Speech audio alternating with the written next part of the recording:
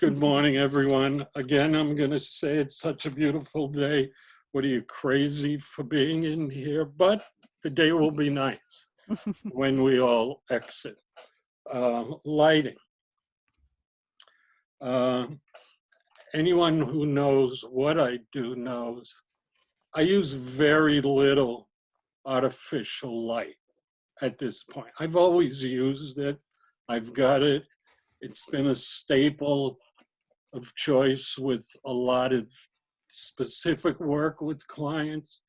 But as time went on and on, I would always have lights in the trunk of whatever car I was driving, and it was just always there. So studio lights, if you will, flash light stands, whatever, it was always with me. I just stopped taking it out of the car after quite a while. And I really love not using lights. I do. It's kind of my passion not to use them, but they're there, and if you need them, you use them. I'm going to show one quick thing, if I can do mirror screen, which I should be able. Share screen. Okay. Let me know if something is showing here, or are you just seeing me? There we go. Got There it. you go. Yep. Okay. Photo on the right is the result of what was set up on the left. That was typical for me to go into a corporate scenario, and they wanted to do a lot of staff, a lot of employees, etc. Usually I would set it up for people to be sitting down. This one, people were standing. So there's kind of three lights there. Looking from the camera's angle on the left was a bay of windows, so there was some natural light coming in. And luckily we didn't get any, there wasn't any color shift issue, but the flash is kind of daylight anyway. Time of day wouldn't have made that an issue, so that's why that worked. So now I want to stop share for a second. So I don't know if you all are using any artificial lights. That's I know Luke does. Lisa, you do as well, I believe. Correct? Yes. Hello? Yes. Oh, okay. I just Right. want to make sure Yes. I still had you all. Yep. And before I proceed too much, just one little background. I have issues with my speech. Lisa knows about it. My voice will quiver and shake sometimes. So it's not your reception, it's me, just so you know. Pretty relaxing. Not Actually. getting lost in the audio waves out there. It's my forever being tested for Parkinson's issue. So some days it's better than others. So I will move on, and hopefully you'll understand my voice jumps. So using natural light. Over 20 years ago, I took a workshop with a photographer called Joe Barrett. It was called Seeing the Light. And like I said, this was probably 25 years ago, and maybe even longer. And it was a week-long workshop, and I did not get it. Everyone in the workshop around me, I could see them get it. They were seeing the light. I was not. It was so frustrating. And quite a few years after was when it finally all clicked, and it hit me to be able to see the light. And getting to that point is what has made me be able to take the photos I'm going to show you, because I'm going to show you photos and kind of dissect how they were taken with the light that was there and the light that I saw. It's just going to be a little random for now. Let me share the screen again. And right here. Am I on? Yes, I am. Everyone can see what I got You here? can see Yes. 4 thumbnails. Okay, I use Bridge. It came out before Lightroom, not a heck of a lot before, but I was so entrenched in Bridge for years. That is all I use. I have Lightroom. I respect everything it can do. It's just that I don't use it, but I would recommend it to anyone starting out on any editing,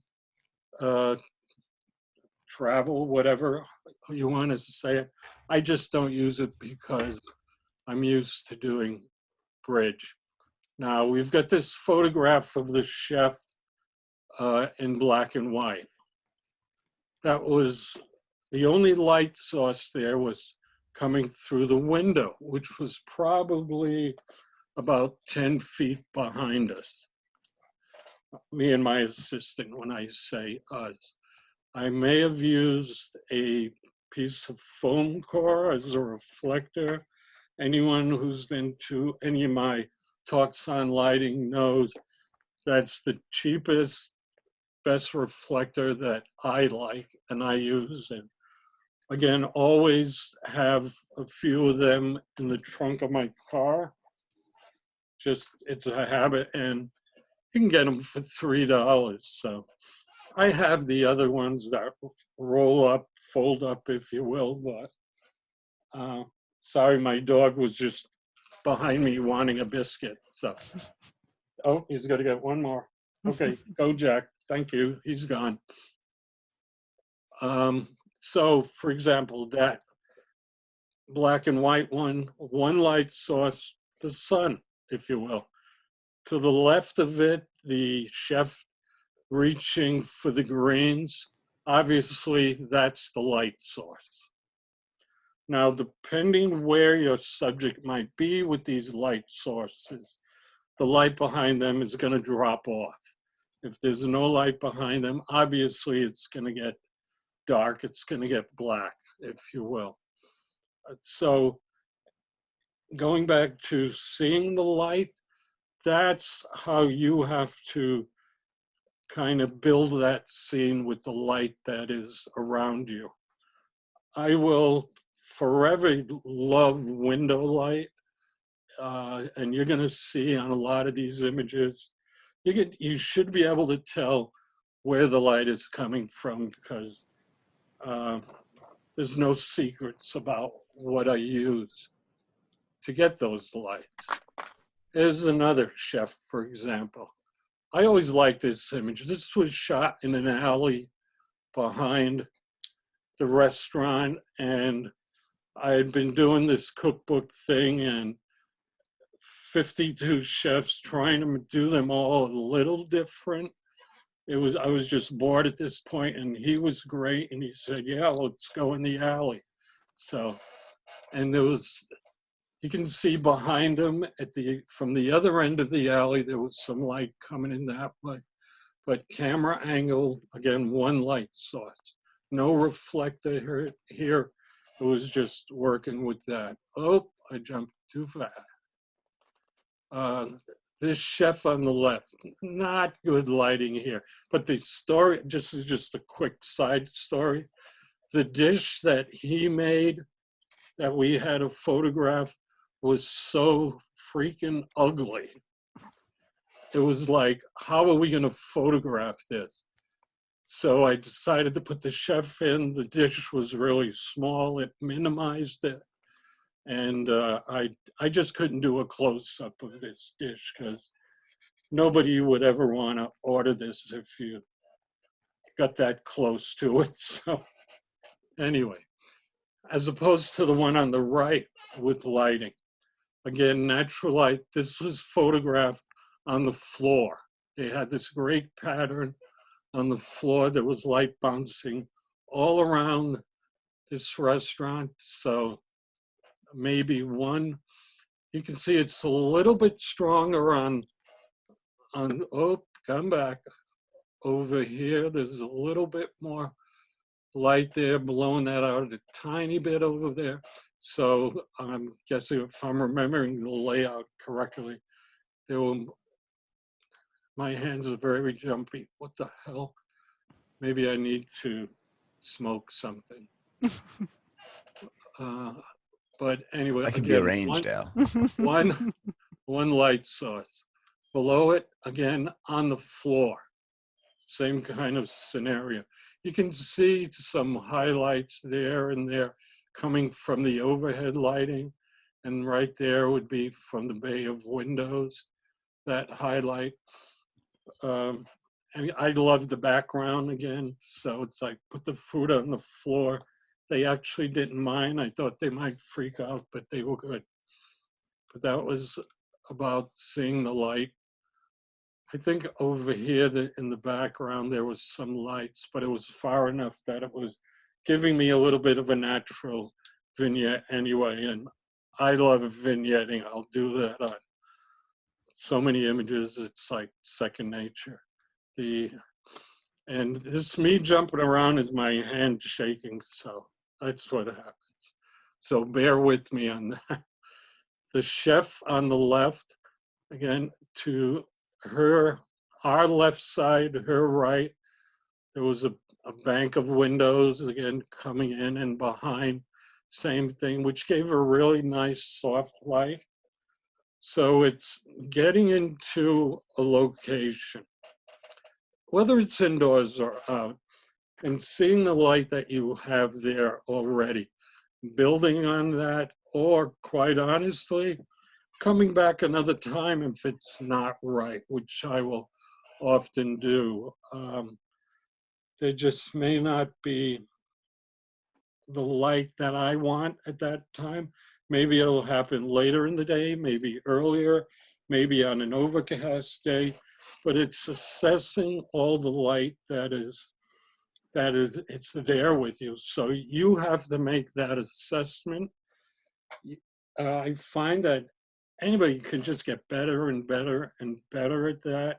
And you'll start to see what time of day obviously will affect the lighting.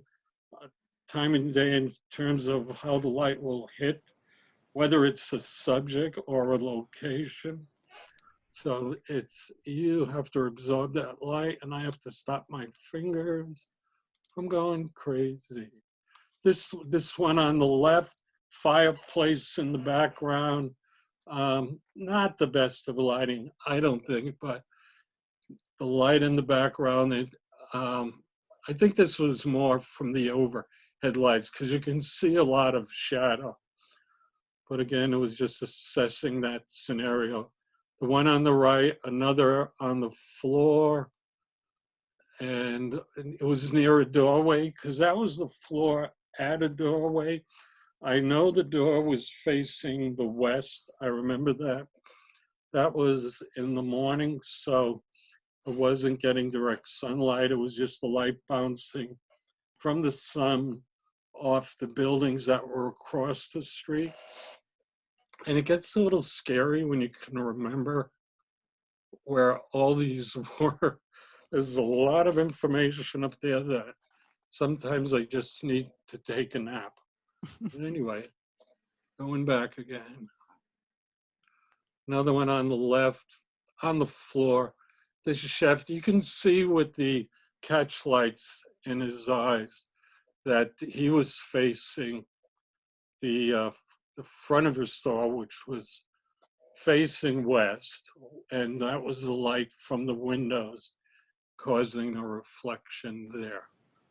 I'm gonna scroll back up and see what I got. What have we got? Okay, this gentleman on the top right, this was in a bar. That was Bert. It was in Maine on, Vinyl Haven Island. He was facing the window, which was facing the north. I went into this bar and Bert was actually just drinking Coke. You can see the straw on the right side of the image.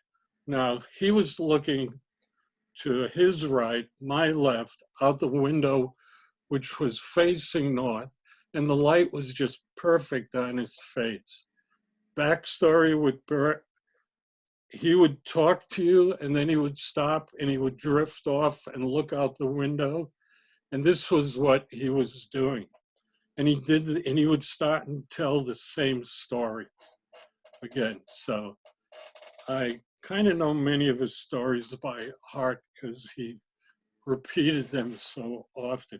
And I went back to the island 2 other times, and I probably got some further on it. I always went back to photograph Bert. And the last time I went, which was maybe 4 years ago, I found out Bert had passed away. But he was such a great subject. And because of him drifting, I was able to get this photograph. So thank you, Bert, for looking at the light. But you can see the light coming from the window on the left is just illuminating here. I didn't need any light here. It just gave him a little more texture. So thank you, Bert, and thank you, window light. Whoop, there we go. Coming back. I know that's annoying because it's annoying me. Okay, we're in a building. What are our light sources? The one on the right, very obvious where it's coming from. Now, way over in this corner, out of sight, is another, at least one window. So it's filling the room with light. And so you go in there, how do you want to utilize this? Well, I moved the chair. It's not a really great antique kind of rocker, but it was just kind of playing with the light. They were whitish walls, so light was just bouncing everywhere. The one on the left, this was in the same house. This is the Olson house in Maine, where outside Wyeth painted, is it Christine or Christina? Christina's World. Yeah, you all know that photo, but this is that house. Now, standing in the hallway, there was a window on the left here.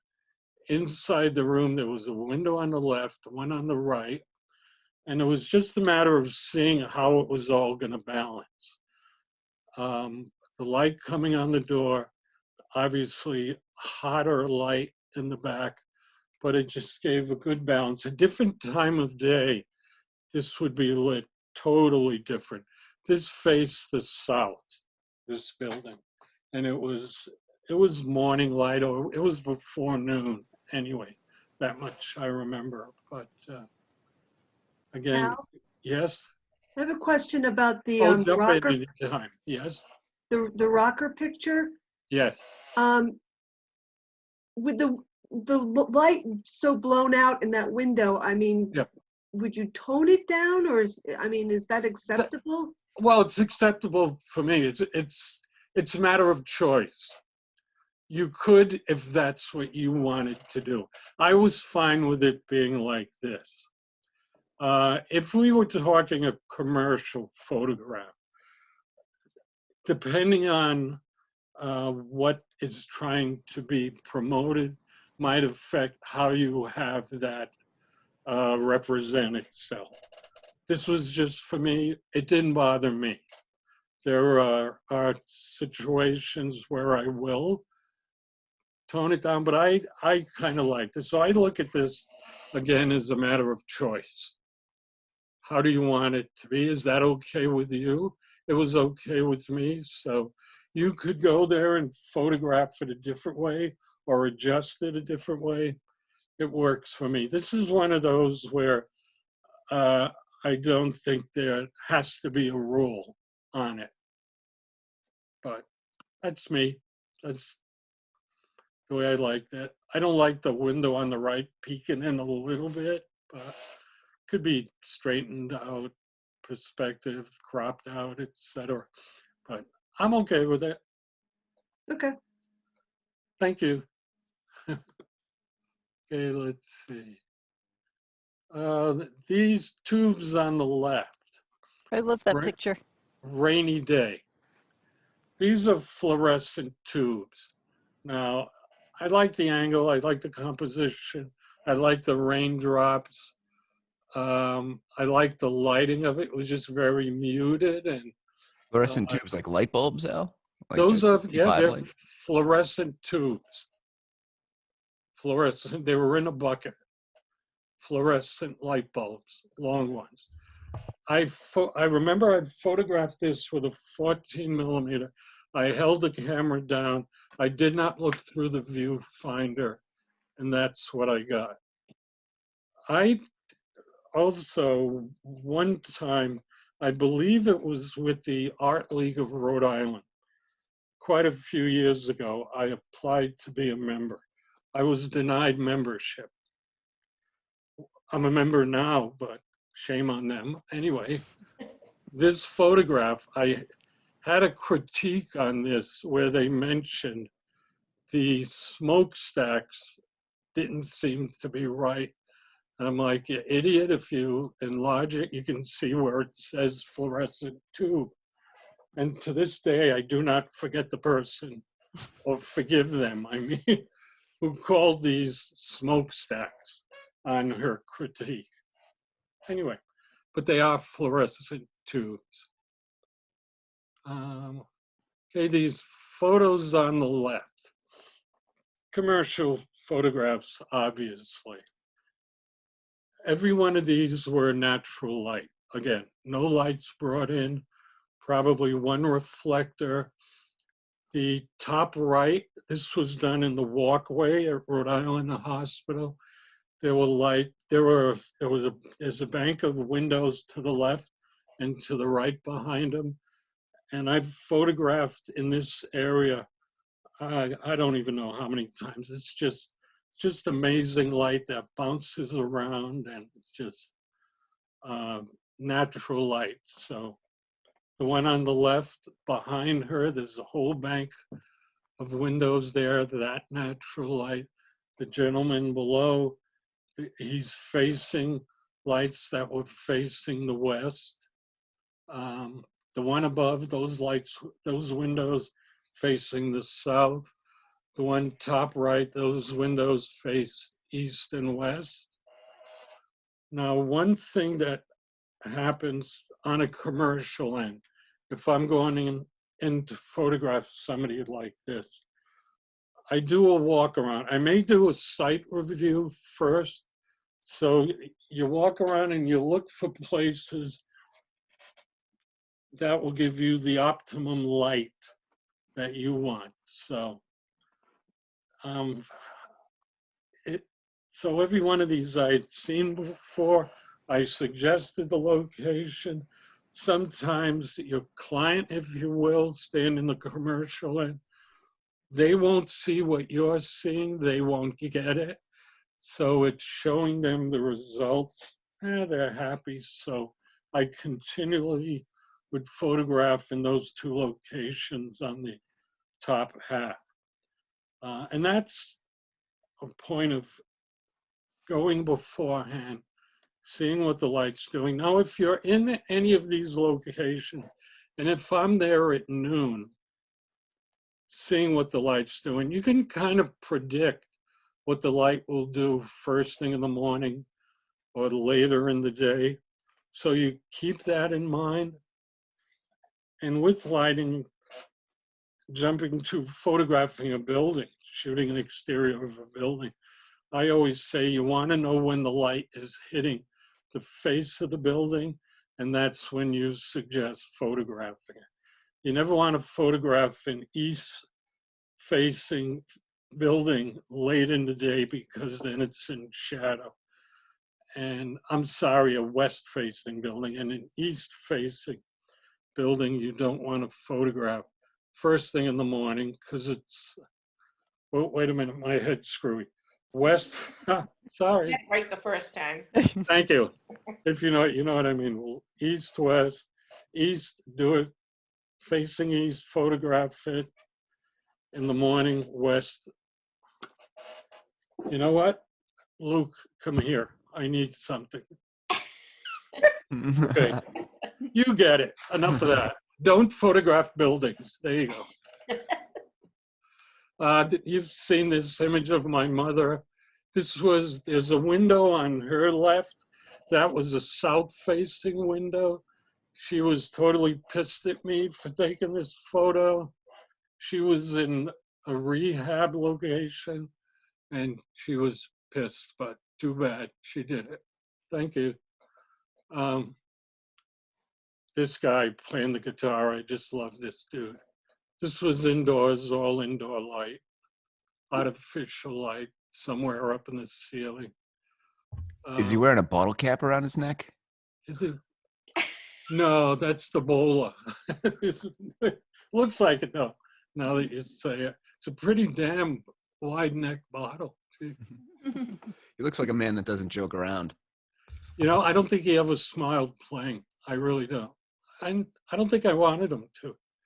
But, photograph on the left, through a screen door. There was water thrown on the screen door. No other lights, natural light. She was wearing dark clothes, so it kind of lent itself to the scenario. I remember this was facing west. It's really scary that I remember all these things, but I don't know if that helps or not, but I do remember it. Natural light, depending on how close you would have your subject doing this, would obviously affect the level of light you're going to get and how much you want. You control that. The one on the right was one, it was on a stage in a theater that wasn't used anymore, but had one light. She was wearing black. Everything behind her was black, but it was in the distance. So you know that if your subject is further away from your background, the darker it's going to be in the back if you're not lighting the background. And if that's the effect you want, like in this photo, don't light the background. So she obviously fades off in here, but she had thrown this whatever up in the air. And thank you for doing that. Can't remember her name. I've photographed her a number of times. I'm getting dizzy with this thing jumping up and down. Right here, that was the same person who was dancing. That was outside. That was late in the day, facing the east, open sky, right on the shoreline. So I just liked what the light was doing all in here. Come on. I did vignette, obviously, but I thought that brings the attention more to the subject. And that's why I will vignette quite a bit, just to, I use it as a draw attention tool. These people on the left, natural light, white on the walls. The light on the right was facing the east in this building. So there's been minimal items I've shown with artificial light.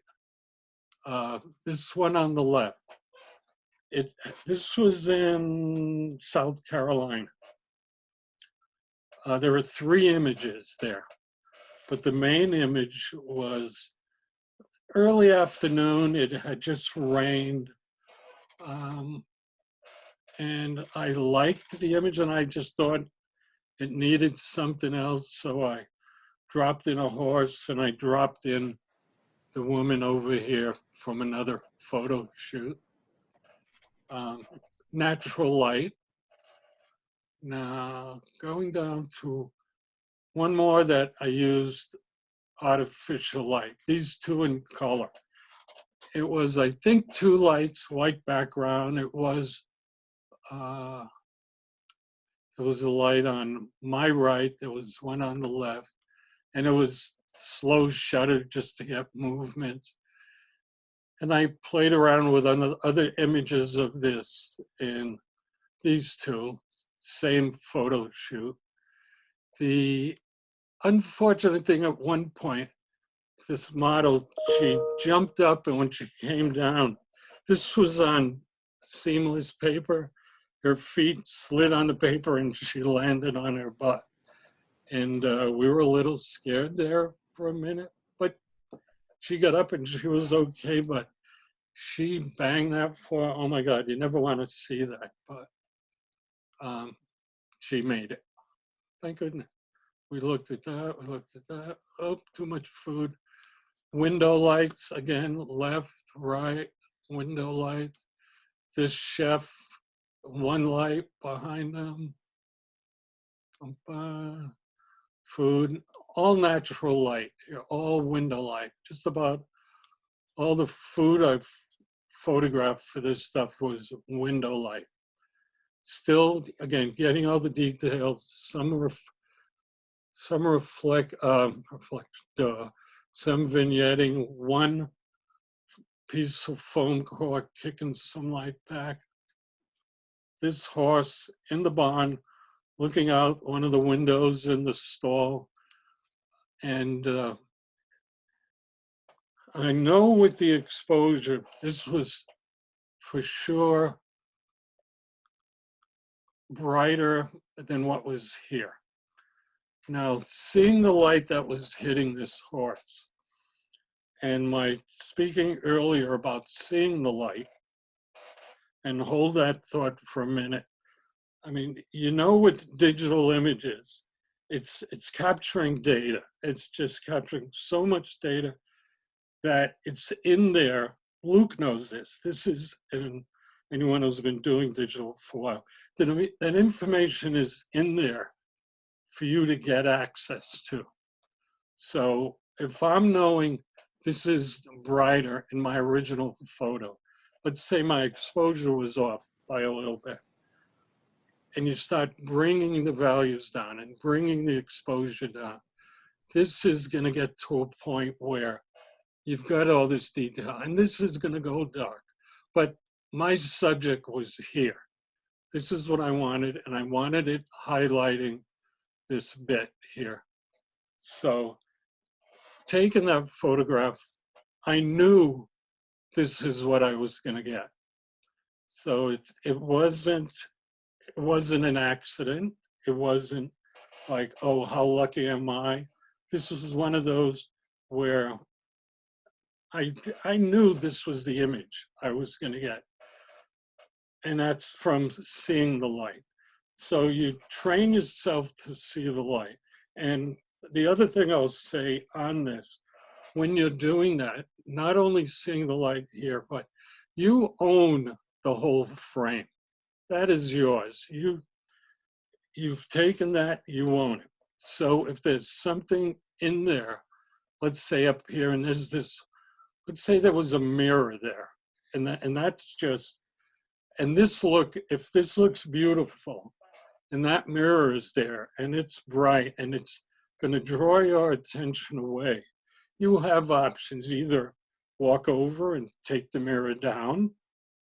I mean, that's the simple option. Typically, you can remove it in Photoshop, obviously, but it's the point of know that it's there. If you were to get excited about taking this, don't get so excited that you're unaware of anything else going on in the background that will detract from your image. You own it, you know, make it the best image for you. And if that mirror in the background works, fine, but just be aware that it's there. And that's, again, not only with seeing the light, just seeing the whole frame. So if it's there and you know you can crop it out later and still keep the image you want, obviously that works as well. But it's, see this light coming in, you see the highlight happening there. You see what's kicking into all this. And you know his neck is going to disappear. So kind of like out of The Godfather, but that's okay. He's alive. Oh, you got that good. Lights, you know, one light. Again, that's annoying there. So I just broke my own rule, but that's okay. I got paid for it anyway. Window light, one light. On the subject of posing, this was a rather large gentleman. And he was very comfortable having his photo taken. But if you've got somebody who's going to sit in a chair like this, now if he was sitting down and he was leaning way back, we're going to get his stomach and it's going to draw attention away from what he wants. If the hands are just coming across a little bit, he just cut himself in half and he looks like he's getting thinner. I do the same. I'll never stand in front of a photograph square. I'll always turn a little bit. I usually won't stand in front of a photograph anyway, but if I'm doing that, I'll turn a little sideways to try and make myself smaller. Another chef, one light, there was a window on the left. You can all see the mouse doing its thing, right? Yes, yes. Okay. A window over here, white tablecloth, a little blown out, well, definitely blown out on the napkin, but we were going for this, so I can live with that. And there's still some detail in here that could be taken down a little bit more. What is that That guy works. wearing? That looks like a high price hotel bathrobe. Uh, I it think is- it's supposed to be a it's, toque. this chef is I think he's a Michelin star chef, and I guess when you're that, you can get the fantasy. Oh, chef I bet coat. that guy just yells at everybody all day in the kitchen. He's like going. You know what this guy does, and I swear to God, I've seen him. I've seen right. the others though. See, having photographed so many chefs, I always say you got to be nice to them because they work with knives. So, Touch you your food. don't want to piss them off. So another chef here, another food, natural light shot on a piano. It was in Newport. There's a window on the left that was facing north, and there was this steam coming up through, oh God, there's those guns that will do that. I don't know what the chefs call them, but they would spray it underneath, and then they'd lift it up, and we'd have to just try and catch the exposure with some of the mist coming up. One light, left side, facing north. Setup. A little annoying over there, hot with the keys, but do what I say, not what I do. Anyway, another chef, right side, window facing south. Windows, obviously, those windows face the north. We've been there, we've been there. Oh, there's my mother again. Ever the happy model. Okay, I've got, let me see. Am I going to be able to move this guy? You know what? Not now. Anyway, okay, we got this guy.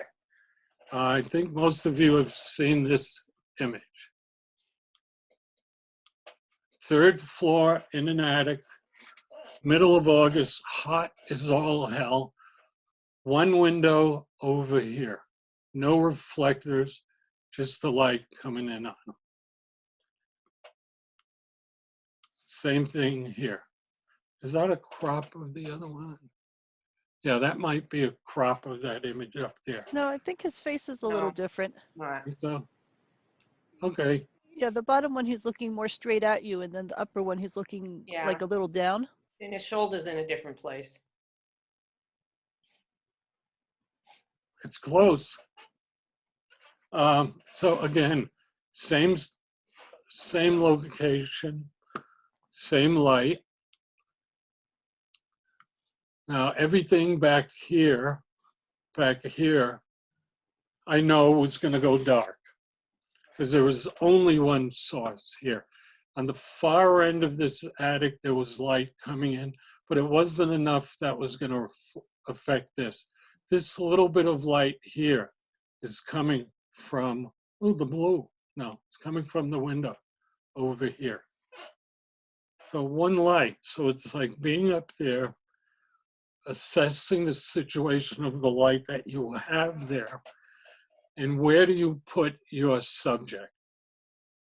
So I could have put him closer to the window, would have totally affected what was going on here and what would have been going on here if him, nice language, if him was over here.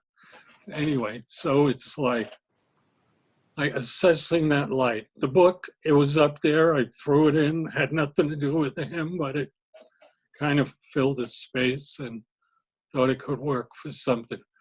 All the detail in here, and you can see all that detail is coming from that one light source.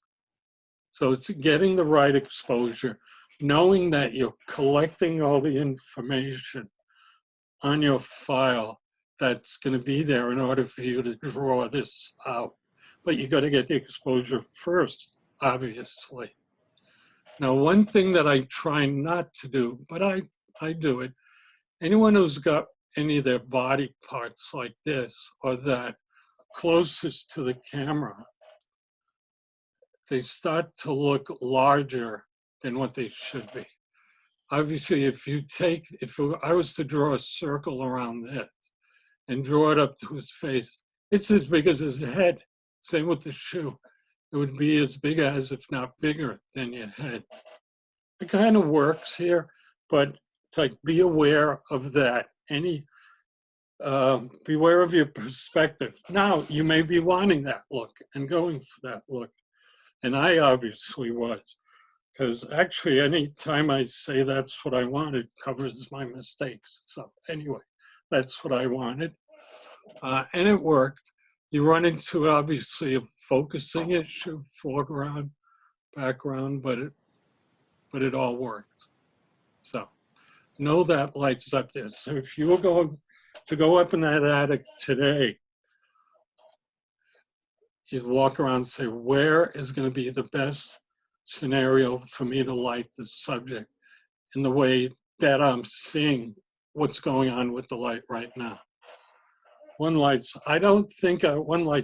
I don't know that me bringing any other lights up to this location would have done anything for me any better than what this is. Nothing that I'm aware of. Oop. Again, same light, same window. I'm sure I had brought the exposure up on this side, but we kept detail in here. That's what the focus being more of a foreground focus, that's going to happen. So down here, the Lady of Many Faces. This was part of a little project. One light on her left, our right. This was photographed in a shed, like a little tool shed. There's one light on this side and all of them. Behind here was a piece of black foam core. I know I had a piece of white foam core. Somewhere would have been on the left here. It was an exercise to photograph without any communication. I did not say a word to her once I said, let's go. So it was an exercise of getting their expressions, etc. And this woman could monologue. This was supposed to be a 1 hour exercise. It was about 2.5 hours. Now, my luck was that she was an actress. So I didn't need to do much. She just ran with it. So, but again, one light. What are you going to get from that? You're going to get me jumping around, but you're going to get that. This photograph on the right. That, oh, there's one missing. I'll come back to that. Okay, remember this one right here. We'll get back to that in a sec, but this photograph. Natural light. This was in a doorway that was under an overhang. No lights, no reflector. Fuji camera. Thank you, Fuji, for the detail you can give me. Nothing against other cameras, but this was, again, I've got this in color. Everything I've photographed is in color. I just rarely end up presenting color, but this was color. And no light source other than natural light. There was no white around her bouncing in. It was all muted colors. It was an older building, but in the doorway. Now, keeping this photograph in mind, this photograph here, that is my version of the bottom half. These were photographed 4 years apart. I never photographed the bottom of that other one. So I started thinking, what could she have been? What would she have been wearing? So a friend of mine agreed to be the lower half of this other person that I never photographed. But, and if they're close together and you match them, they almost look like they're made that way. And this was to keep true to the first image. This was photographed in the doorway under an overhang on a cloudy day. And we just say, okay, maybe, oh, how you doing? I don't know where I went. Here we are. So that one on the left and that one are jointed yet not joined together. But that was just my brain saying, how the hell would that look? Lighting. You want to get into lighting, get on the scaffold, put some lighting, go to the Newport mansions, hold on real tight because I don't like heights. But there were 2 lights. They were those LED lights.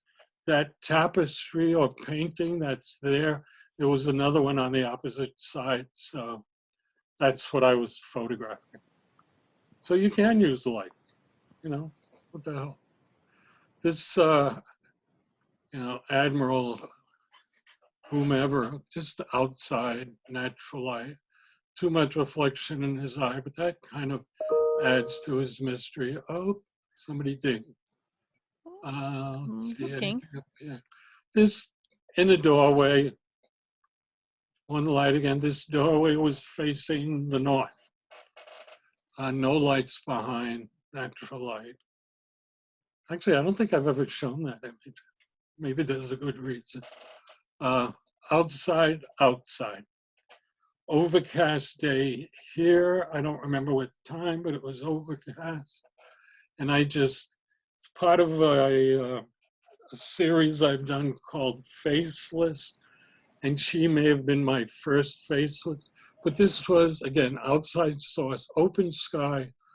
It was just trees, etc., in the background. And I just asked her to fling her hair around. But one light source coming from our left. This one here on the right, facing the west. It was late in the day, so that light, it was probably sun had just started to go down, so we weren't getting any bright burning pointed light source. It was kind of spread out. And she was wearing all white, so that was working just wonderfully for the light. Again, I keep repeating myself, but one light source, natural light, know where it is, know where it's coming from, try to envision what it's going to do.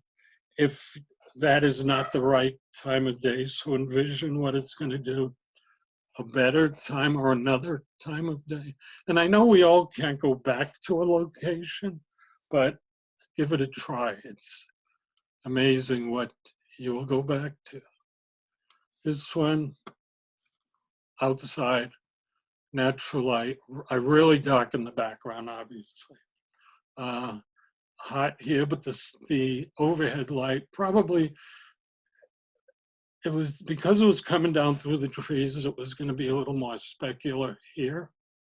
But that worked for me because here keeps me here on light source.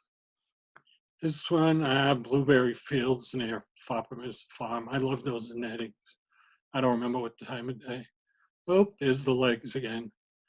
Okay, here's some more formal commercial things.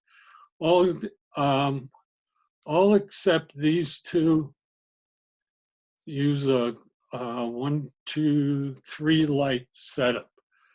Background light, main light, fill light. I know from the subject, I can tell you quite honestly, the light on our left for every one of these, because I've done this so long, I don't use a meter, I use a tape measure on this because it's been so standardized. It's like, this one is like, I think, what is it? 55 inches to our left. The one on the right, the fill light, is around 37 inches. Background is like 27 inches. I know that part's kind of boring, but I remember that. And whenever I set it up for this scenario, kind of a standard run-of-the-mill, put this photo in a newspaper at the time kind of image, or online now, obviously.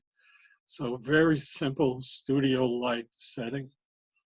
Always photographed this using an ISO of 160.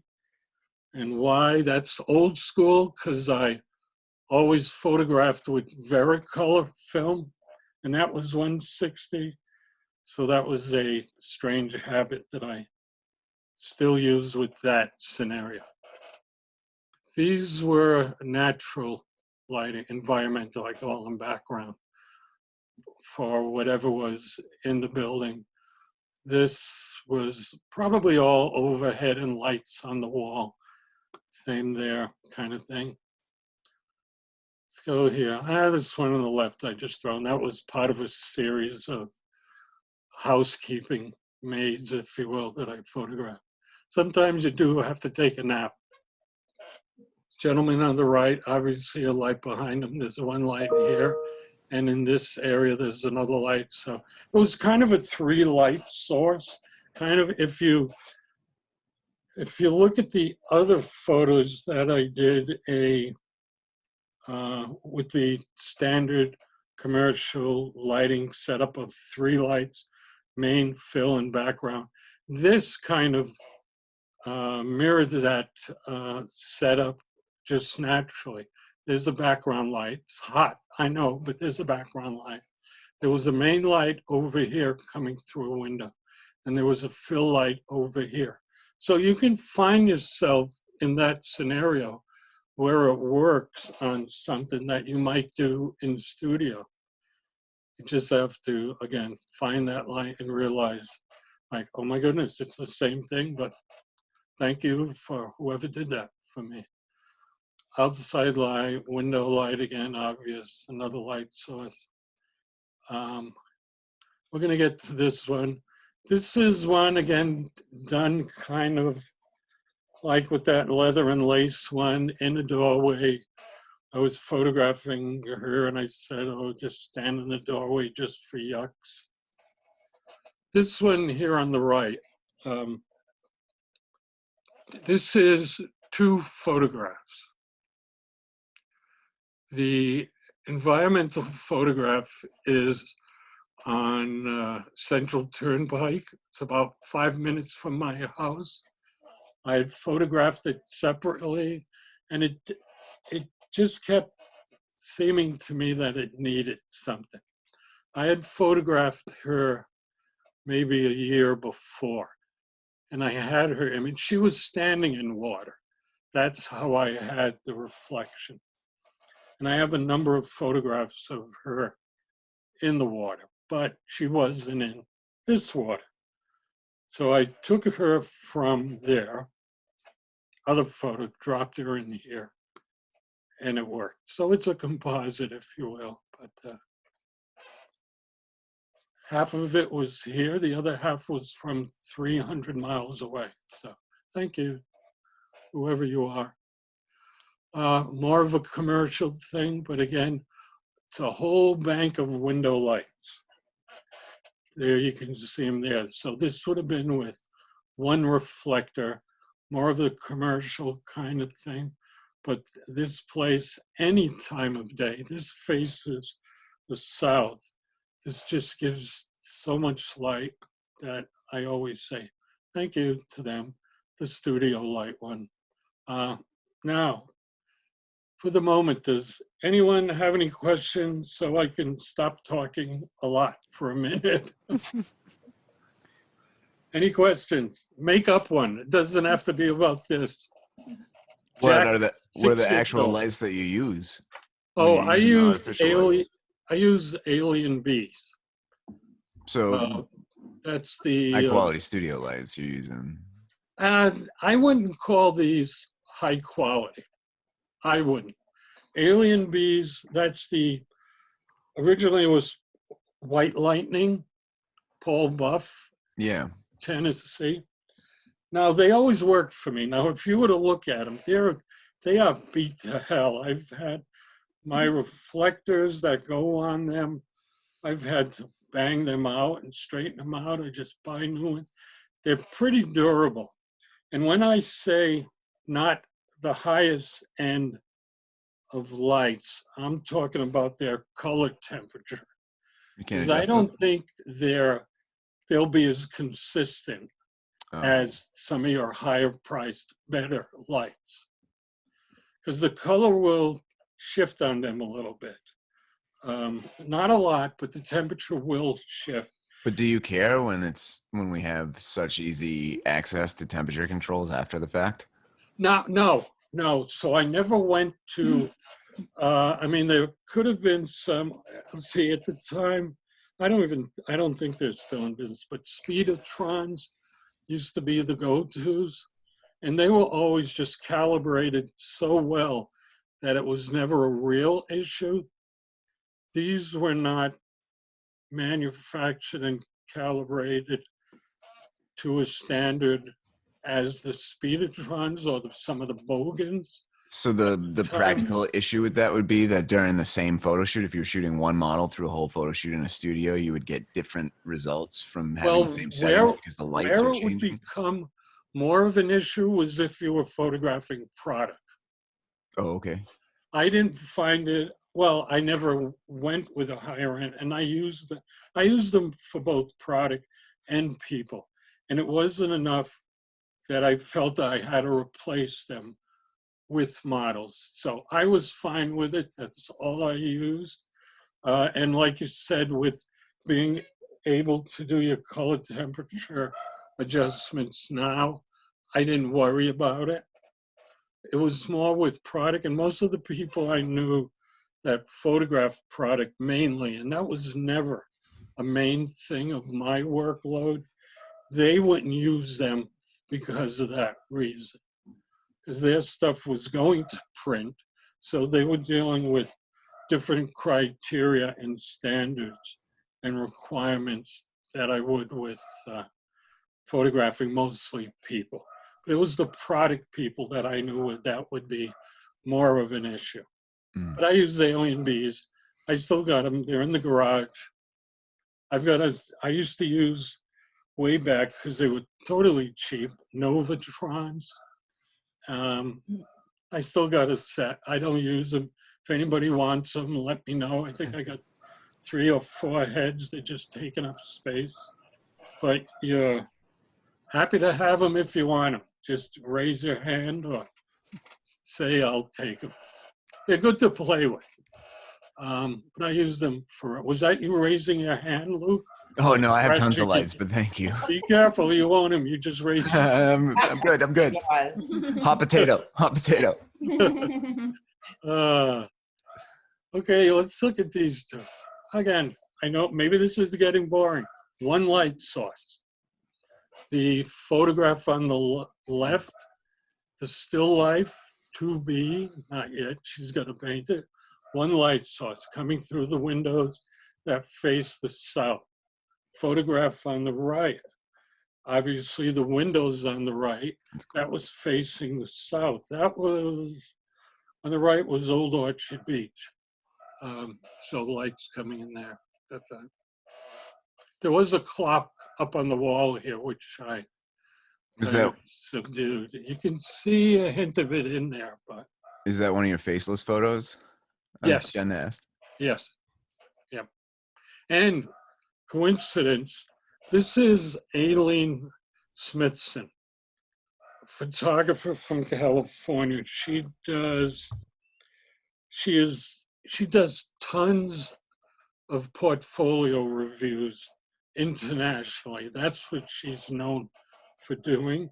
She's very good, and she never lets herself be photographed without her face down. So she worked for me.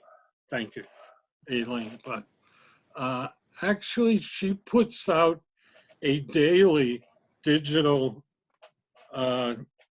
magazine, if you will.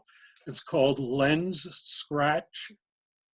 So I would suggest it's free to subscribe to. She highlights a different photographer every day. She has lists of shows, exhibitions, calls for art, if you're interested in that. But oh, you're raising your hand. She's raising her hand. You get the lights. But anyway, I would, if you want to check that out, I use it. Again, there's no need to decipher the light source of this one. That's pretty obvious. On the left, I was in Florida and I got a bunch of women at a bar to do this same pose, if you will. Interesting that they were all wearing those different things. I like the one with the cigarette, the middle row on the left. Oh, I know. Yeah, she wanted to put it down. I said, nope, That's awesome. please keep it. I don't even want to remove it in Photoshop. Lower left again, indoors, one light source on his left, our right, facing north. You already saw that one. This was a guy on the street. I mean, no matter what he's doing, I just love the combs in his pocket. This one here, this is the young woman that was behind the screen door.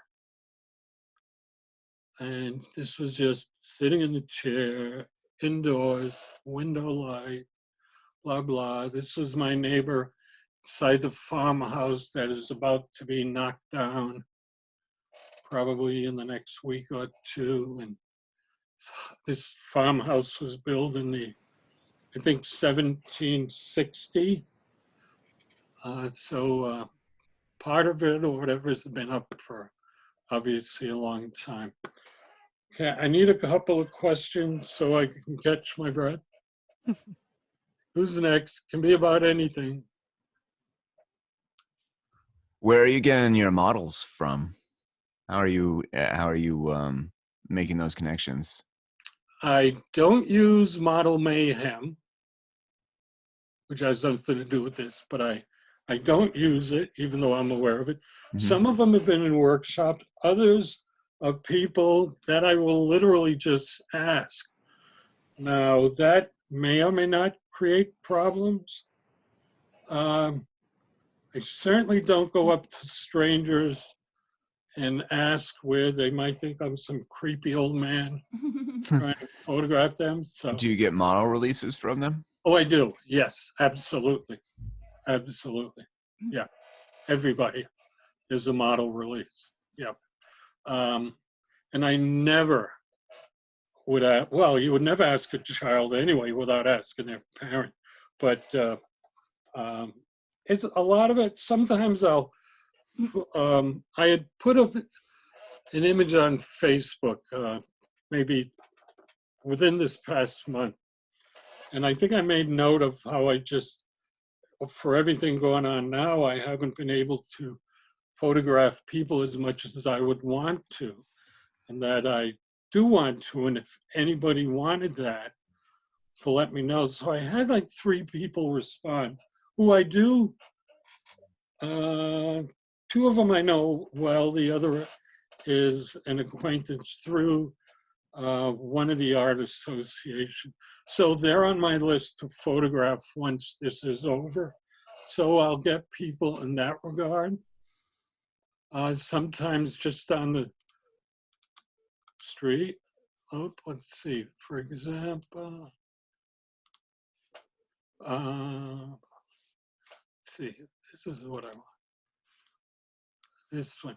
This gentleman here, he was on the street. So I asked him.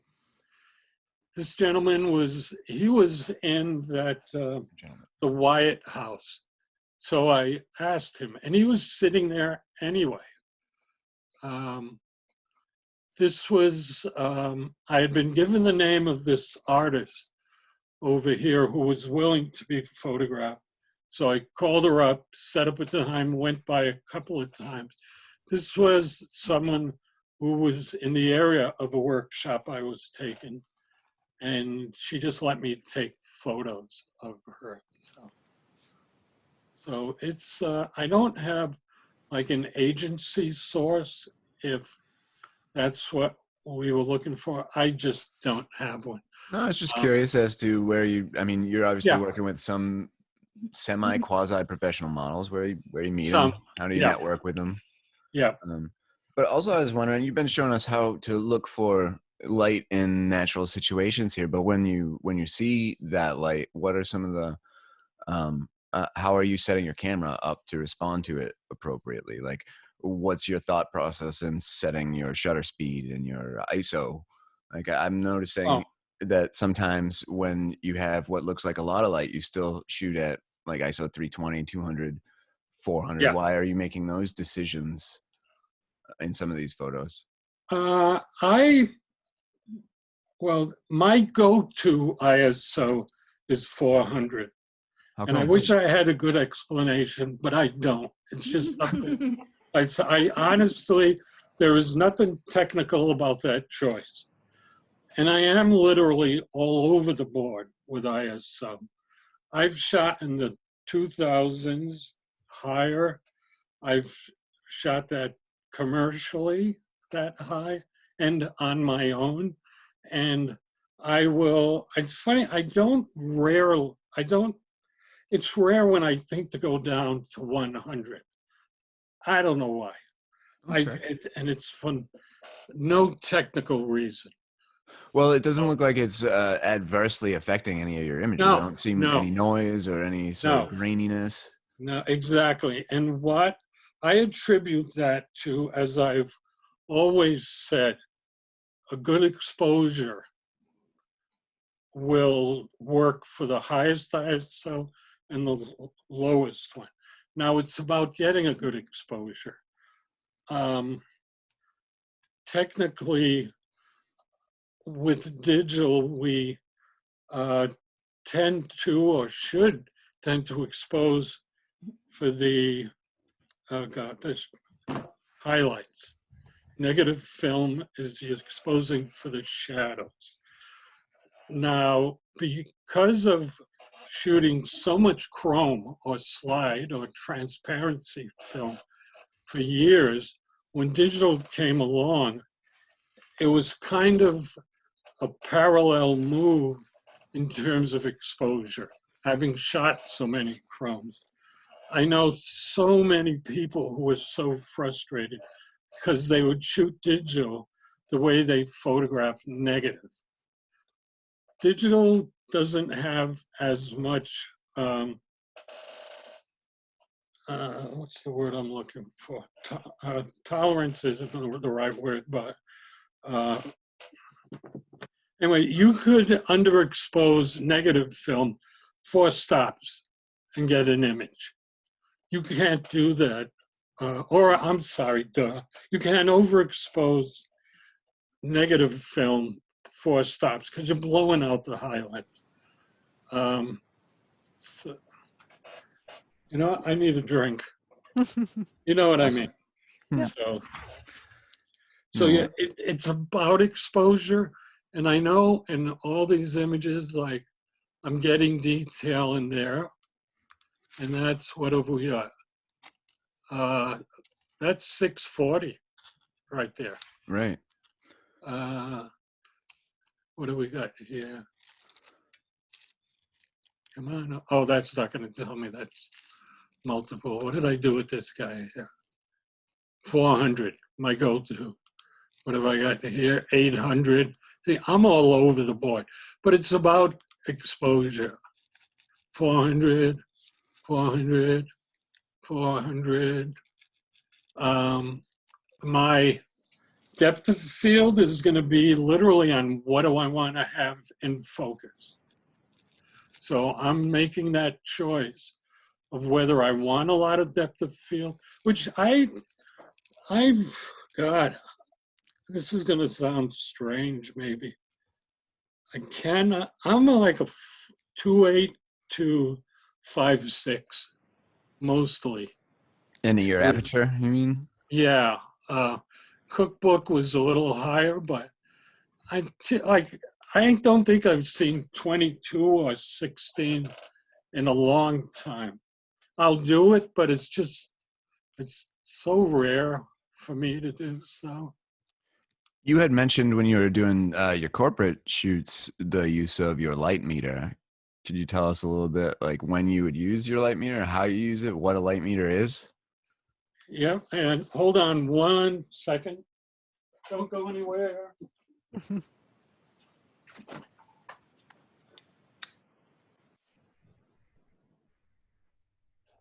He's going to get his light meter. Oh, excellent.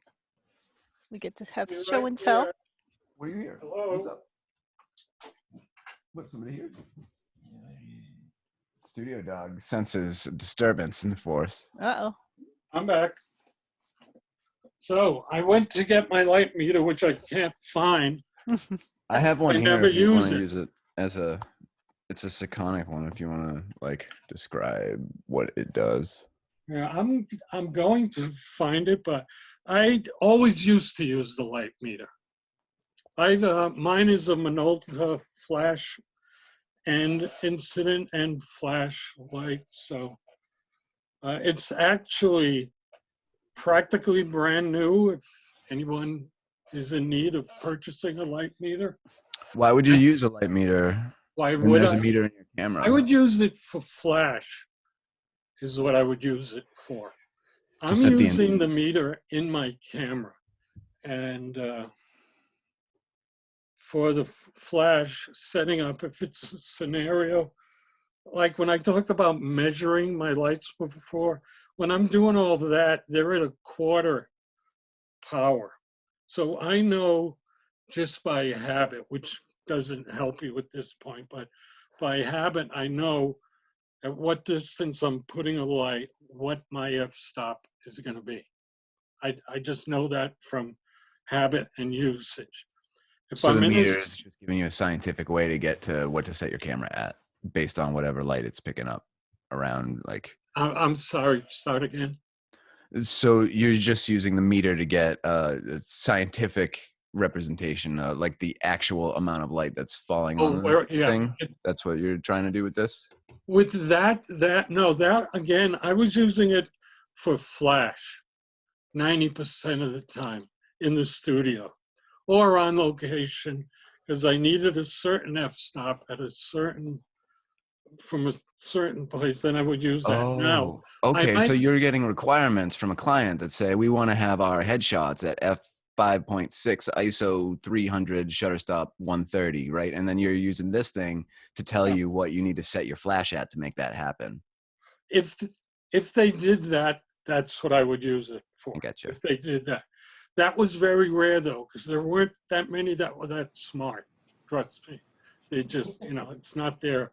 They would know how to say, I want a subject here. I want the subject and the background in focus.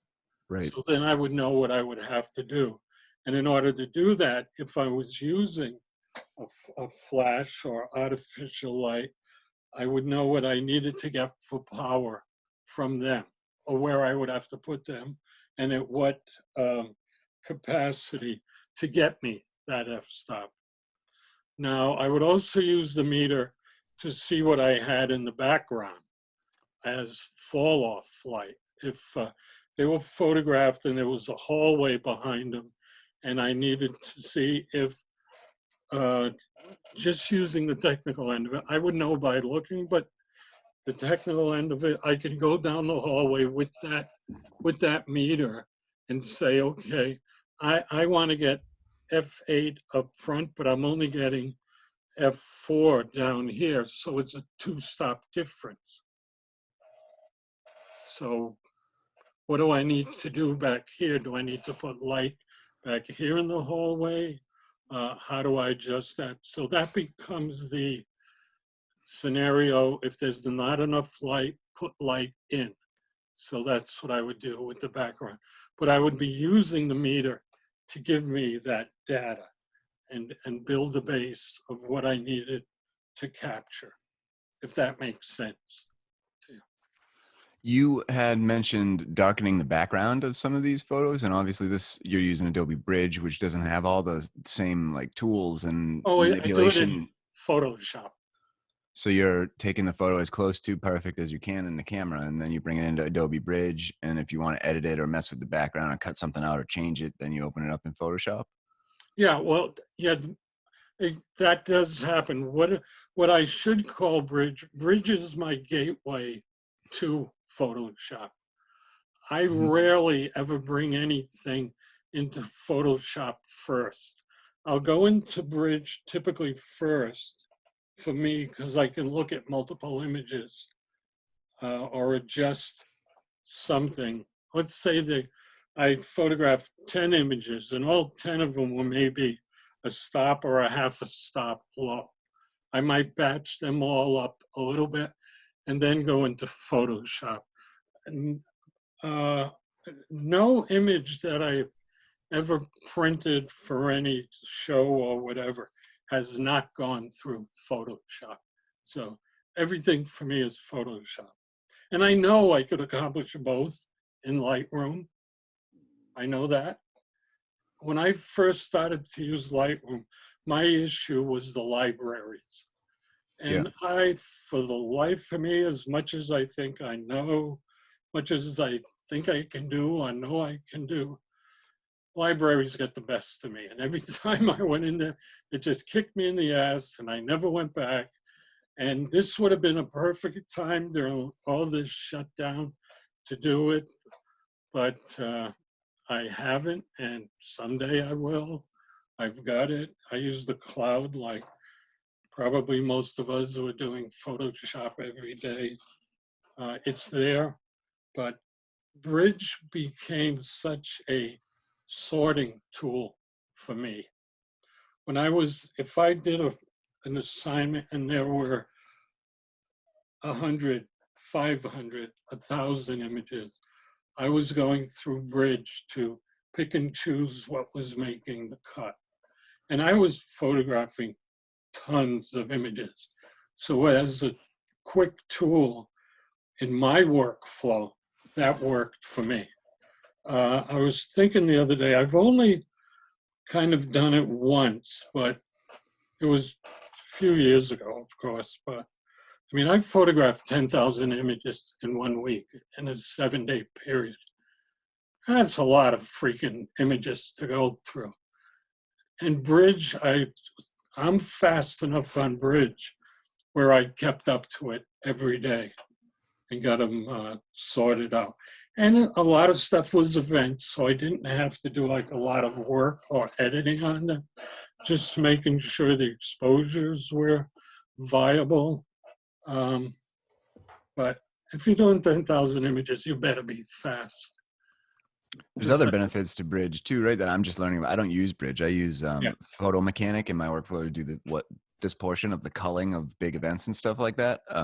But Bridge has other benefits if you use the other Adobe apps too, like Illustrator and Adobe Premiere, because Bridge is accessible to the whole Adobe ecosystem of stuff. So if you're also going to do like vector art or video processing with the Adobe stuff, if your stuff's already in Bridge, then it's automatically available to those other apps, which is cool. Yeah, I don't use them, but that's good to know that it makes that bridge, so to speak. Yep, to that's that. why it's called bridge. Exactly. Now, the biggest thing I used to get out of bridge was being able to batch. Now, if I had 1,000 images and I needed them all to be 4 by 6, 1200 by 1800 pixel, you could batch that in Bridge, drop it in a folder, and that's what I would typically present to a client. I was never giving clients the original size that I captured. I would always capture at a larger size, but for events, I might present them with 4 by 6 size, and digital defaults to 4 by 6 as in even. It doesn't do 8 by 10. We know that default is 8 by 12 typically.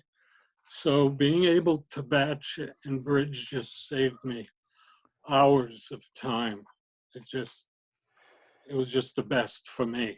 It was quick, it was efficient, and it worked for me. Questions? Anybody else? Questions? We like questions. I have a question, Al. Can you hear me? Excellent. Yep. You shoot anything besides people and food and corporate stuff? Do you shoot out of doors?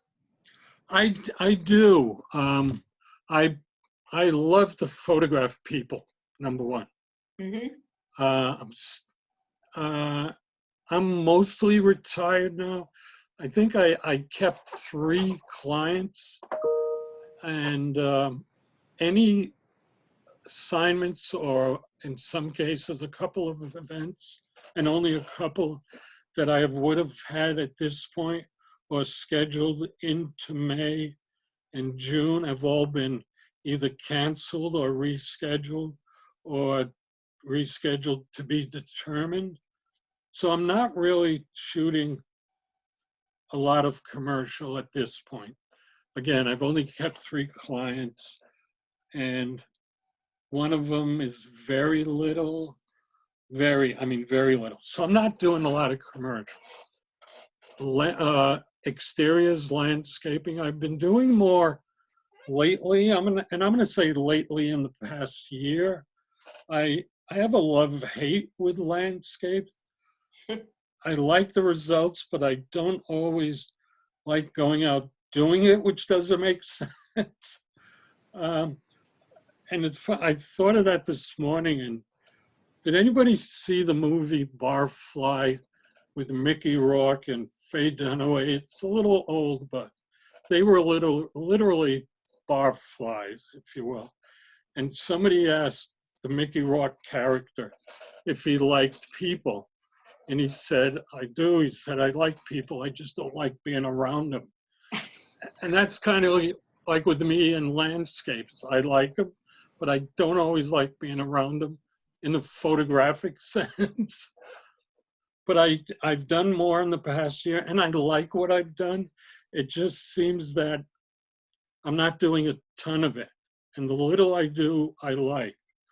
My most recent one, I was driving down a road in Sutton. I saw it, I stopped, I photographed. I think I was there maybe 10 minutes, and then I went home. I didn't go look for another exterior. I kind of filled my my need at the moment. So, and I'm good with that.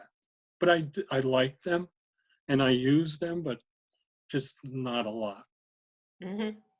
And at this point, because of the tremors that I have in my hand, I am mostly shooting on a tripod. Monopod once, if I was photographing an event, I'd be using a monopod at this point. Mm-hmm. But I use a tripod, which I always did anyway. So it doesn't slow me down just because of work habit. But I always have a tripod in my car. There's always one there. So you kind of adapt to your scenario. Yep. So now with the shaky hands and the shaky voice, I use a tripod, or I should drink. I don't know. I don't know. But Some days are better than others, but it doesn't stop me from photographing and having a lucid thought. It's just presenting it at times. Okay, next question. Somebody's got one. You. One, anyone, doesn't matter. Can be good. It won't be stupid because I know the stupid question. How do you You- find places like the Lady of Shalott image? Luck.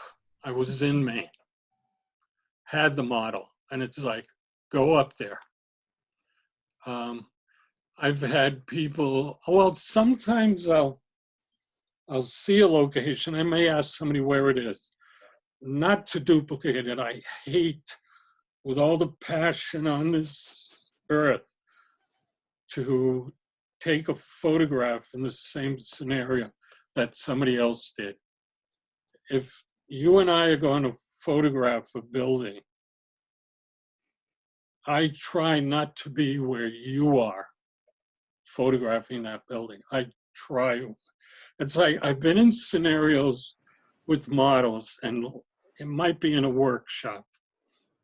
So the model is there, male, female, old, young, whomever, whatever. And they're sitting on a chair. And then if there was all of a sudden a rush of 5 people to photograph this person sitting on a chair, I walk the other way. I cannot do that. It drives me nuts. I don't want anyone photographing over my shoulder. I've been photographing people, and I've had somebody come over with a camera, and as polite as I may be sometimes, I can be pretty rude in their eye, and I'll just tell them, step away, this is not yours, this is mine. Some of that comes from doing weddings years ago, which is how I started. You'd set up a group photo, bride, groom, mother, father, parents, whatever, and you photograph them, and all of a sudden, all the uncles come in with a camera and stand over your shoulder and take the photograph. And then the bride, somewhere down the line, said, oh, my uncle took the same photo. Oh, yeah, because I set it up, and anybody can run a camera. It's not rocket science. So I don't like the scenario of over someone's shoulder, someone over mine. So if I get the models or a subject, I like to bring them to a place that that I may either stumble on, or many times I'll see a place and say, I got to come back here with someone. Now, I have worked with models that get paid. They're paid to do a job. Good experiences, good people, but I have run across male, female, old, young, who are absolute pains in the asses. No other way to sugarcoat that. Pains in the asses. So what do? You're a pro, you got to make it work. I mean, they can reach a point where they were really being, really being an ass, and you got to put your foot down. And that's happened, but you got to be a pro. If money's on the line, and not only are they being paid, you're being paid, so you got to get the image. But I could tell you stories. We don't have much time. I'd be losing my voice to tell you all the stories. But some very bizarre experiences. Have you got into situations where you were expected to get an image that you weren't able to capture or that you weren't happy with? Oh, absolutely. Absolutely. Mostly, I always get an image, always. There have been some that I did not like, but the client wanted it. So you have to do what the client wants. I would try and get myself in a scenario. And I was at a point, and for years, where the clients would let me photograph what I wanted, along with what they wanted. And the most fun, the most rewarding was when they took my image versus what they envisioned. I can't even explain how good that feels, but that was always a great scenario. But a lot of times would have not necessarily a storyboard, but a layout of what they wanted. We want the client here with product there or that location. So we would do that. Or there were model calls we would do where we would interview models and is this one the right fit for this product or not? And that's when you find out if you're a model, you cannot be thin-skinned because a lot of times it's just about look, and that may sound not fair, but it's what if that's what the client's looking for. It's not a case. Worst case scenario is it's not like saying somebody's ugly. That's not the point. It's that they just may not, according to someone's vision, project what they believe they want in their advertisement. So I would have input, they would have the final word. But there's some pains in the butt. I was in one scenario where this one was a workshop and we had some models some who were willing to do nude photography or figure study, if you will, and some who wouldn't. So you could do certain things with certain people, not with the others. And there was this one young woman, but young meaning like of age, 21, whatever. And she was apparently willing to be photographed without clothes on. So it was an introduction, and we were going to a location where I was going to photograph her. And we got there, and then, blink of an eye, every stitch of clothing came off. Now, I didn't ask her to take her clothes off.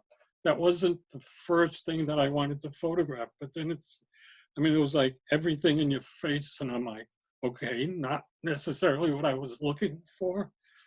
And when I mentioned Model Mayhem before, she was on Model Mayhem.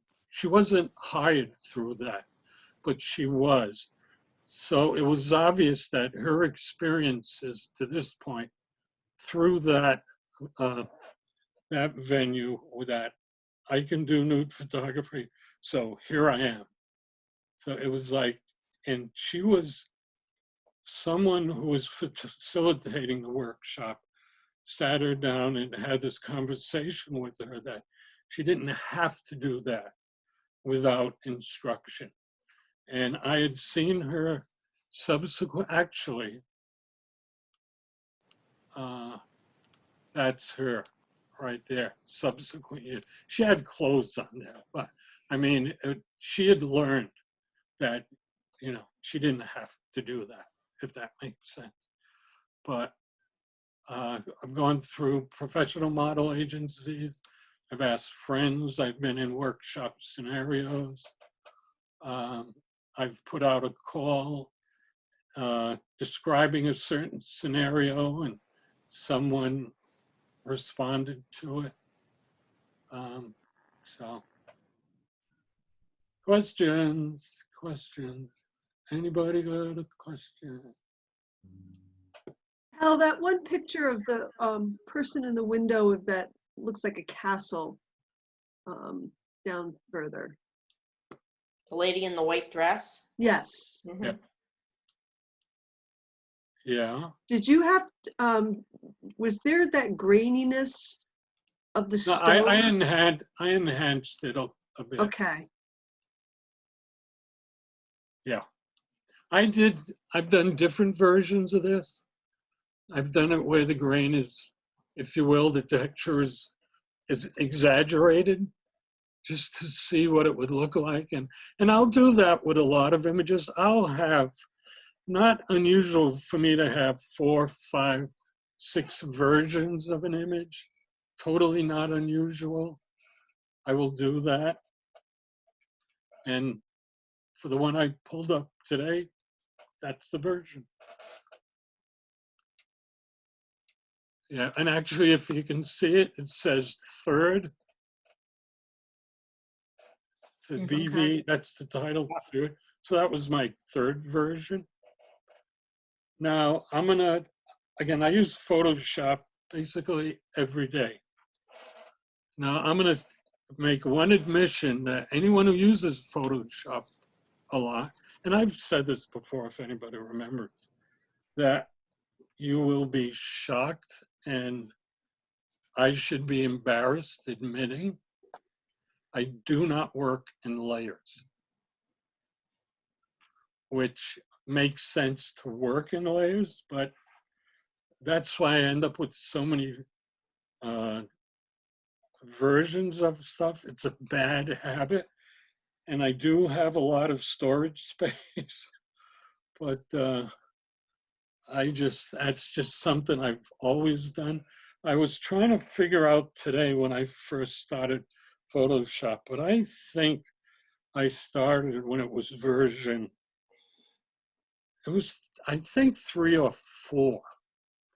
And it wasn't a pirated copy in a sense. A friend of mine gave a copy. I don't know if that's pirating or not. And then by the time I think 6 came around, you had to have your own version because of the licensing numbers and the number of computers you could put it on. There was some reason. So I think I broke down around 6. So I didn't use layers from the beginning. Should have learned it. Every once in a while I will do something, but I don't use it as much as I should. So anyway, questions before the clock says it's time for me to catch my breath. Any questions about lighting? I don't know if I addressed anything you all wanted to know or learn. It was kind of presenting and dissecting, so to speak. And it is, I mean, it's an understatement to say 90% of the time I'm using a one light source. It's natural light. It's usually not something I stumble upon. I know it's there. The only thing that I showed that I will say was stumbled on is this image here. I was in there talking to him and he was just leaning against the window and I had a camera on me because I was photographing some of the walls. And so I just grabbed a photo while I was standing there. Whereas if this wasn't by accident, so to speak, I might have asked them to go over and stand there. But this, I didn't ask him to be there. He was there. And I photograph a lot of things where I've written ideas or scratched out an image, or many times I'll write down the lyric of a song with the hopes of creating an image from that. And some of my best ones I've written down that I haven't done them justice yet is lyrics from Tom Waits.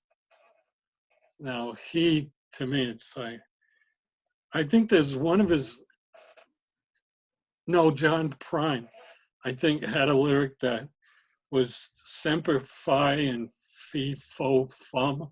Now, to me, that's an image. I don't know what yet, but that will be an image somewhere. But many of Tom Waits' stuff, it's just, and I've got them written someplace, but he just. That's actually John Gorka. Oh, Gorka. Oh, you're right. You're right. You're right. But you're right. But John Prine and Tom Waits are both also national treasures. Oh, minus minus John Prine because he just died. Yeah. He was a national treasure. Yeah. Yes, John Gorka. I like John Gorka. Too many Johns in my head. I don't know if that's a good word on. Oh, what was the name of the photographer that you've got with the hat? Aileen Smithson, A-L-I-N-E, Smithson. Okay. If you go to her website, she talks about I think she has a link that you can access Lens Scratch, or it might just be, that might be her website too, but Google her name and you got it. Okay, thank you. Hey, anybody else who's got one for me?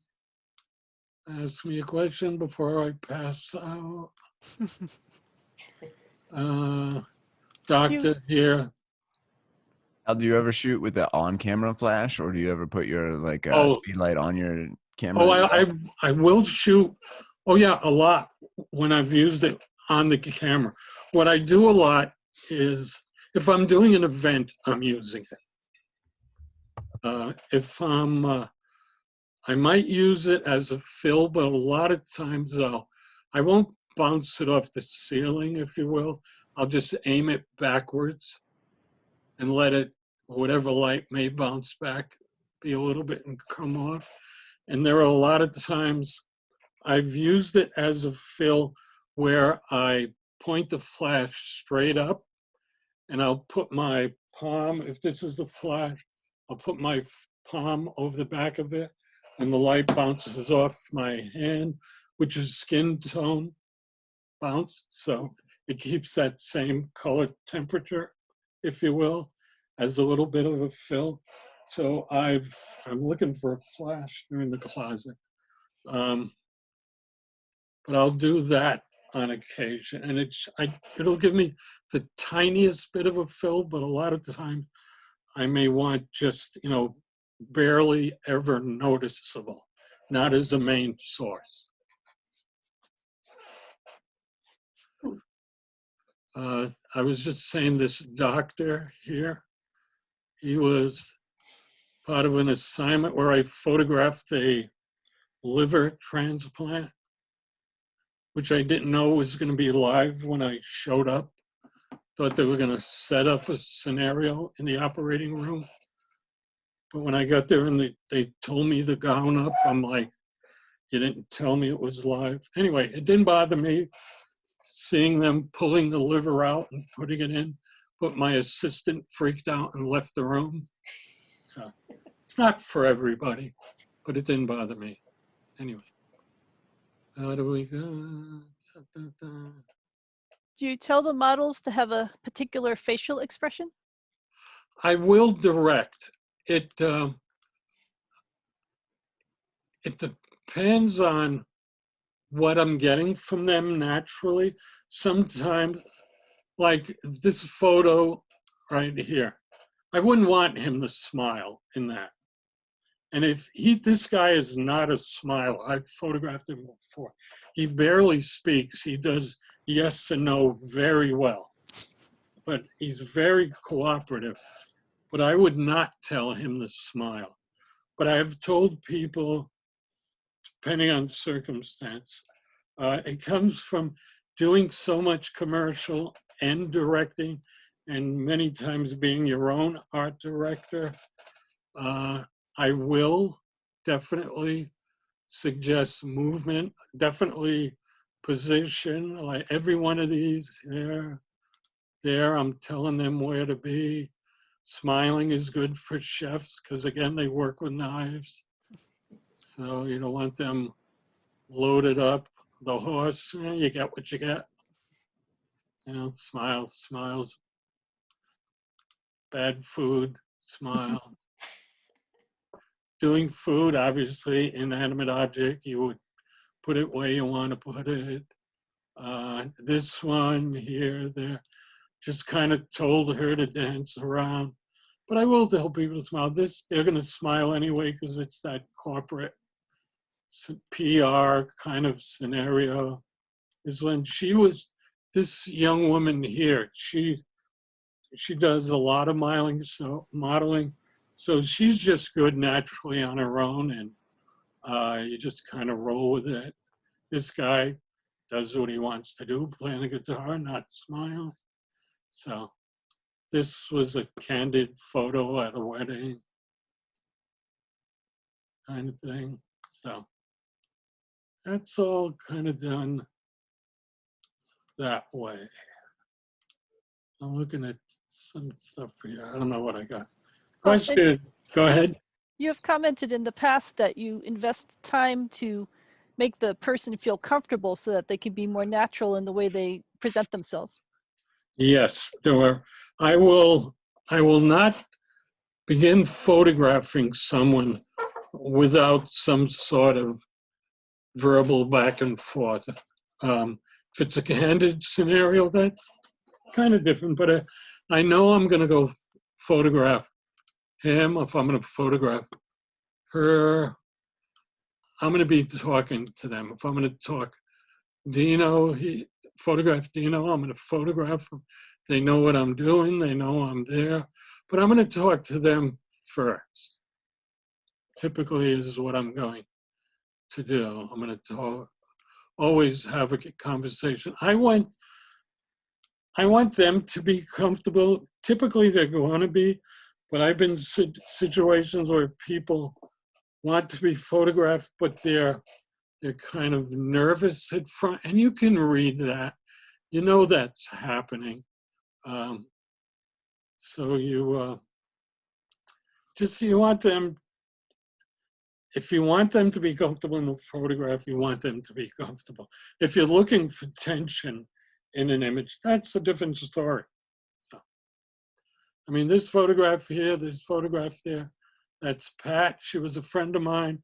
Spent an hour in an apartment just like that, just photographing her apartment and her, just while she talked or monologue, etc. Different things, different people, different images, just rolling through.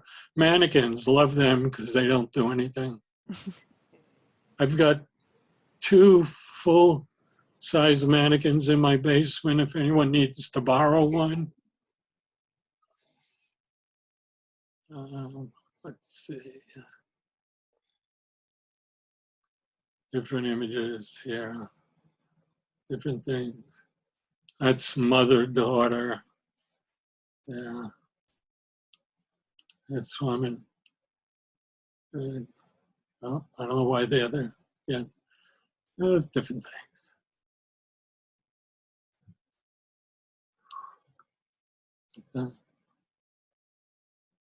So, question. Fire away, clock's ticking, 4 minutes. Well, some color, I never do. Yeah, I like those green swampy areas. Oh yeah, this is Shore Farm. When you're between the barns and you just walk down the path. I never knew it was there till somebody told me about this scenario here. Said there's a pathway back there. So that looks kind of secret gardenish path to me. But that's back there. Love the green slime. And there, landscape, exterior. Oh, that's just some, I use on one also for stuff. Oh, what do I got? People, faces. I don't know what else I've got down here. That's that. That Andrew Wyeth headstone that's Yes, right near where Christina's World was painted. correct. My husband and I, a few years ago, were there in October, and they had a big pumpkin by his head, and I'm like, what Did the they? heck is that? And I walked over and found out afterward, oh, we were trespassing because that was on private property. Yeah, I've been there a number of times, and it wasn't until about my second or third time that I even realized the cemetery was down there, down the hill from there. I've got a photograph of a friend of mine running through the cemetery with a very slow shutter speed, and all it picks up is a ghost image. So it's exciting if you think it is, I guess. If not, you can go on with your day. So what What else have I got there? Yep. Lens scratch is her. Let's see if I can bring that up. Well, you're only sharing your bridge screen, so we can't see anything else right now. Yep, hold on. Okay.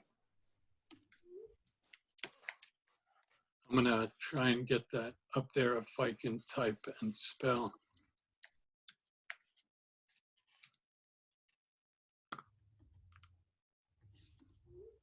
Okay, I'm gonna stop share and then I'm going to share because my brain couldn't get me back there. But this is that lens scratch. That's the web page. And it's just literally daily she puts something out. So if you want to read something every day, you're going to get this every day. So it has projects, different call for entries, kind of like, what's that other one? Call for art or whatever that is. I'm not saying it right, but Caffrey, is it? Not sure. What is that? Lisa, you know that, right? Cafe Press? No, not press. It's the place that you can check out calls for art all over the country. Yeah, I'd have to look at my browser to see what the URL for that is. Let me see what I can find. Yeah. Al, do you have any suggestions for educational resources? Do you have any like favorite personalities that you watch to learn new techniques, or Well, books that you read that were impactful, or any sort of learning materials that you recommend? okay. Lisa, block your ears. I'm Okay. not a big reader. Sorry, I really like Cig Harvey. C-I-G is her first name. Harvey is her last name. I've got 2, if not 3 of her books. I really like her. Probably the biggest influence for me is, I'm gonna look her up.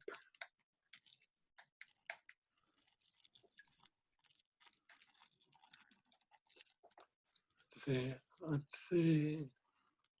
Let me get her. It's right here. Elizabeth. Oh, wow. Lee. Nobody, quite honestly, no one has influenced me more than this woman. I've done 3, if not 4 workshops with her. I'm still in touch with her. I go to the main photographic workshops for the last 20 years. And I had gone probably 30 years ago and skipped a year. Well, skipped a few years in between, but I've gone for the last 20 years. I just found out this week, one of them that I was going to go to was Maggie Steber. I think it's Steber. They're not doing any on-campus, if you will, workshops through the end of August. This is the first time in as long as this organization has been in business, if you will. They're doing online. Online doesn't work for me. I've always worked on my own. I photograph on my own. When I go to these workshops, you're in a workshop of 5, 10, 15 people, and I get a kick out of being around the other people during the week. Not photographing over their shoulder, but being around and having that interaction. I can't do a workshop online where I have to go out and photograph her assignment for the day, because that's what I do anyway.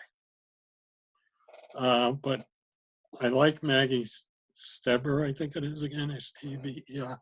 But this Elizabeth has been more of an influence for me than anyone. She's got a number of stuff. She does a lot of this. I don't do that, but she does a lot of that. She does a lot of this. I get that from her. She does this other thing. Let's see, I'm looking for over here. More done. This one, yeah, this one. She does this stuff, which is a darkroom process. It's very involved. I don't do this, but she has done amazing stuff with this. It's her stuff with this is just incredible. She photographs a lot with water as well. And I cannot sing her praises enough for how she has influenced me. Let's see, Cig Harvey. Bum, bum, bum. This is Cig Harvey. She's a Maine-based photographer. Let's see, she's making, oh, here we go. She does a lot of this stuff. Total influence, see, over there, kind of thing.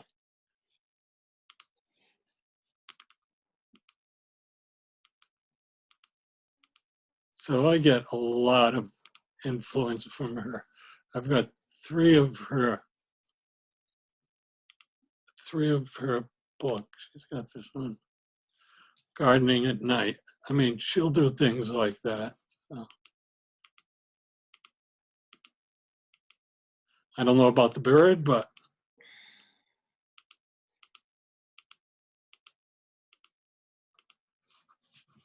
I like her. Frog was cool. Yeah. That one. Well, I think you like the frog. Which way was that? That one. Yeah. Yeah. And she does also a lot of self-portraits as well with her images.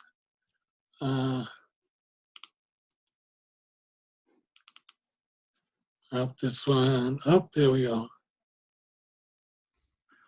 This one, she does.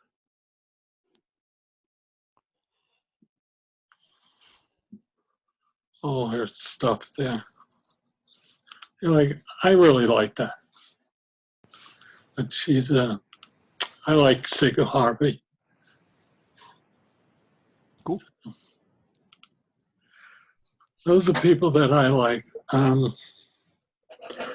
I've liked, give me 1 second, I'm coming right back.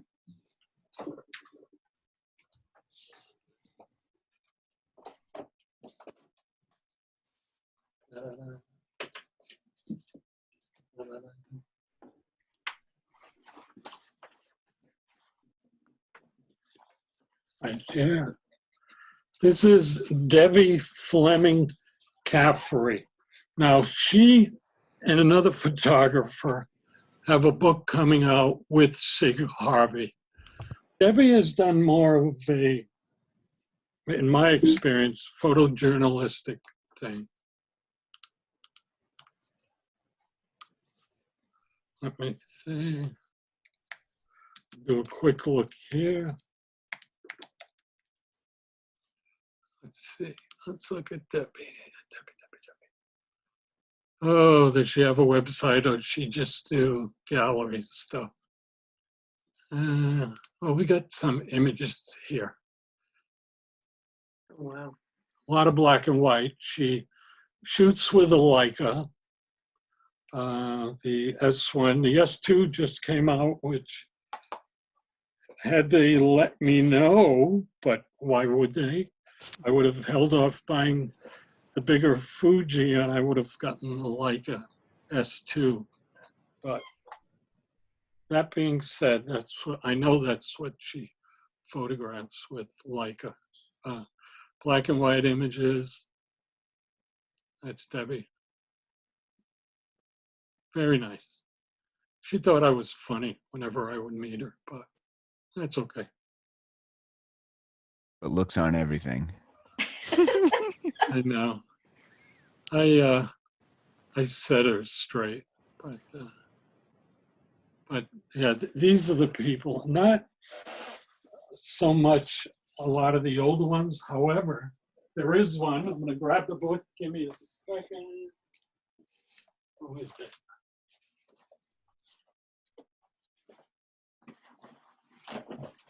Other one I like. I don't know if this comes up backwards.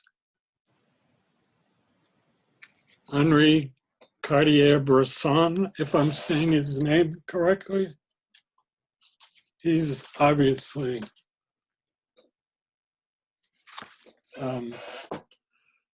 old-time guy.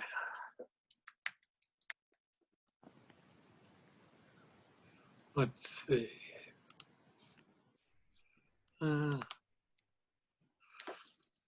This is his work, black and whites.